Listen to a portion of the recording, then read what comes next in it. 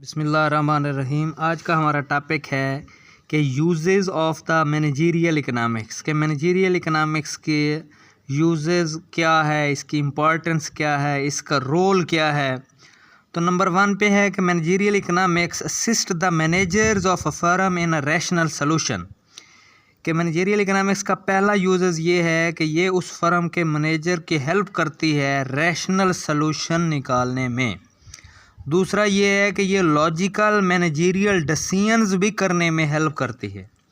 Next इसका uses है कि उस फर्म का डिफरेंट टेक्निकल अंदाज में एनालिटिकल एनालिसिस करने में भी हेल्प करती है।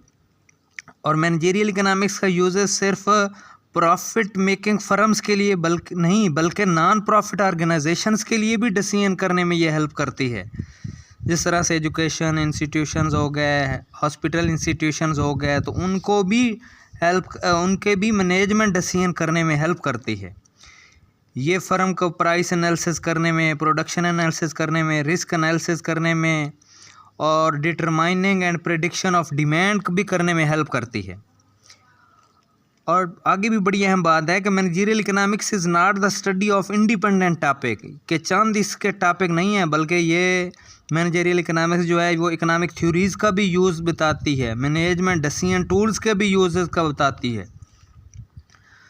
नेक्स्ट इसका यूजेज है कि जो मैनेजरियल इकनॉमिक्स है वो apply the method of constraint optimisation to maximise wealth, कि विदिन द बजट रहते हुए, विदिन द कंस्ट्रेंट रहते हुए कि किस तरह से आप मैक्सिमाइज टारगेट अचीव कर सकते हो। जिस तरह से कई मैक्सिमाइजेशन होते हैं, कई मिनिमाइजेशन होते हैं, तो विदिन द कंस्ट्रेंट वो जो है टारगेट को भी अचीव करने में हेल्प करती है।